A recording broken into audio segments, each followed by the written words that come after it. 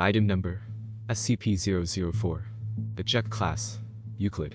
Special Containment Procedures. When handling items SCP-0042 through SCP-004-13, proper procedure is vital.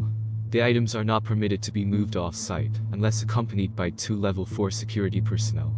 Under no circumstances should any other component of SCP-004 be taken through SCP-0041. The effects of doing so are as yet unknown, and the current cost of experimentation makes further research impractical. Should any of the objects contained within SCP-0041 breach containment, or the facility be breached, the keys must be brought inside, and the door closed prior to activation of Site-62's on-site warhead. Unauthorized removal of keys from the testing area is grounds for immediate termination.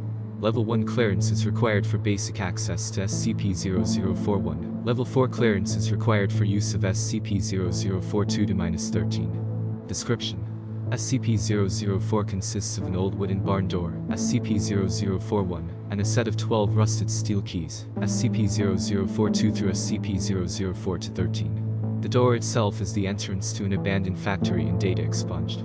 Chronological history: 7/2/1949. A group of 3 juveniles trespassing on federal property near find the door.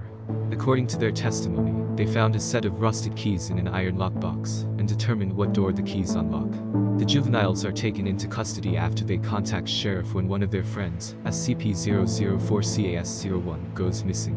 7/3/1949. Local authorities find the severed right hand of SCP-004-CAS-01 8 kilometers from SCP-0041. Other parts of SCP-004-CAS-01's body are found scattered as far as 32 kilometers from the factory. Under interrogation, the apprehended juveniles tell authorities that upon opening the door with one of the keys, SCP-004-CAS-01 was torn into several pieces, each of which disappeared. At this point, the SCP Foundation takes over the investigation. 7/4/1949. SCP agent obtains the keys from the local authorities to begin testing. Tests showed that SCP-0042 through SCP-004-13 all fit into a single lock on the large barred door. 12 Class D personnel are assigned to test the effects of the door. Of the 12 test subjects each trying a different key to enter the room, only 2 survive. Opening the door with any key except SCP-004-7 or SCP-004-12 caused the test subjects to be torn apart in multiple directions. However, no dismembered parts were found until later. At the time of writing, only 2 parts of each subject have been recovered, with the exception of the subject using SCP-004, whose pieces were scattered in close proximity. The others have, for all intents and purposes, vanished from existence. Of the 2 surviving subjects, only one, having used SCP-004-7, returned unharmed. The other came back in a near catatonic state, able only to remove himself from the room, and then collapse on the floor, and had to be restrained to prevent him from gouging out his eyes. See Appendix A. Mental health effects of SCP-004. The subject using SCP-004-7 said that he had entered a large room, impossibly big for the size of the attached building. After his exit, SCP-0041 was propped open and an armed squad of Level 3 personnel entered.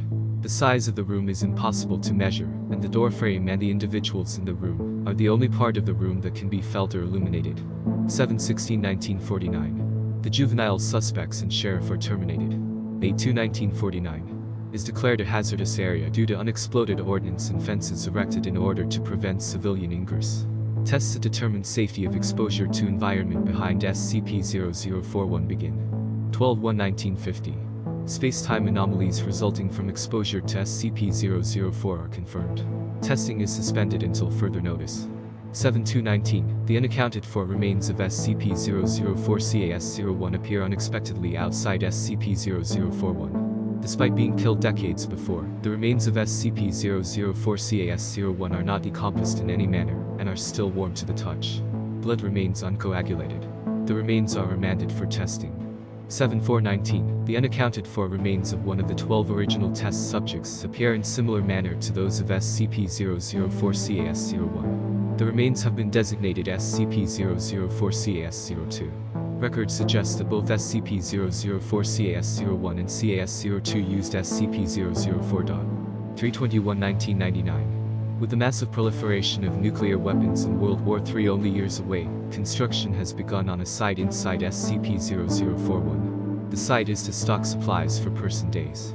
4/21/1999. has ordered the site inside SCP-0041 to be expanded to include emergency storage for all mobile SCP specimens, and a petabyte database for the storage of all SCP data. The facility is now referred to as Site 62. 9/25/2000. Site 62 is operational. Labs and containment units are complete and can contain the most dangerous specimens. Backup of the SCP database has begun. 1/25/2001. Due to time anomalies, see space-time anomalies below, all personnel working at Site 62 are now required to reside on site permanently. Families of personnel are to be informed that loved ones perished in an industrial accident. Clone bodies have been prepared for funeral. 8/14/2003. Massive power outage across northeast United States and through Canada.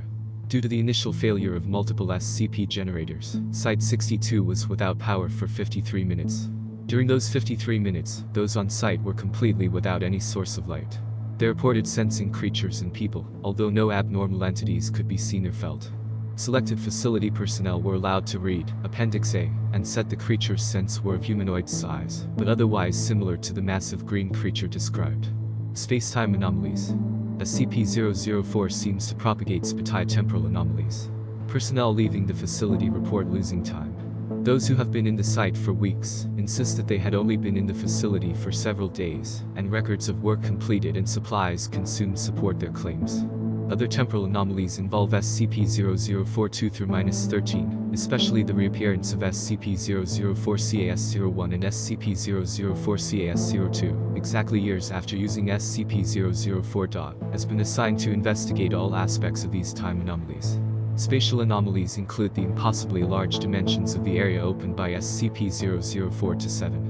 Similarly, the 2003 blackout incident suggests that there exists an alternate plane of existence within the same space that Site 62 occupies. Additional notes. Testing on SCP-004 reveals that 10 of the keys open SCP-0041 on a dimension where the laws of physics and topology are significantly different than those of our home dimension. Test subjects meeting these hostile conditions are torn apart, their body parts deposited in various locations, only 3 of which have been verified to be on Earth.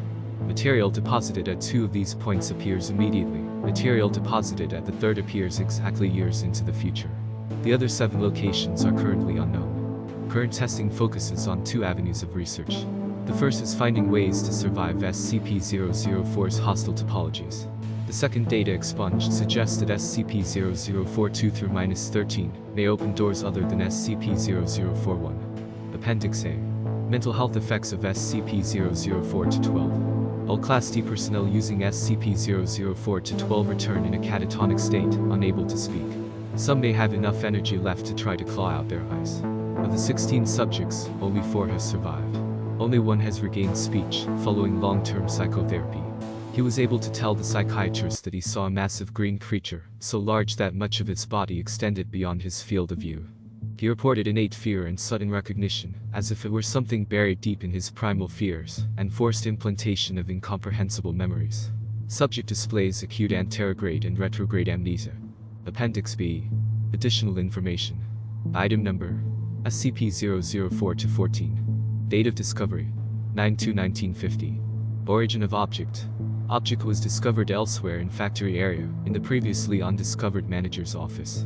Description: object appears as a large, unvarnished wooden box. The box may be unlocked by the safe key, SCP-004-7, as well as 5 of the unsafe keys, see document SCP-0041. Upon unlocking SCP-004-14 with SCP-004-7, the box opens automatically on hinges. The volume of the space inside is precisely 5 times greater than the outer dimensions imply. Items placed within while the lid remains open do not affect the weight or any other properties of the box. When the lid is closed and locked, however, all items inside vanish irretrievably. Personnel locked inside the box are also irretrievable, although losing personnel in this fashion appears to affect significantly the dreams experienced by data expunged.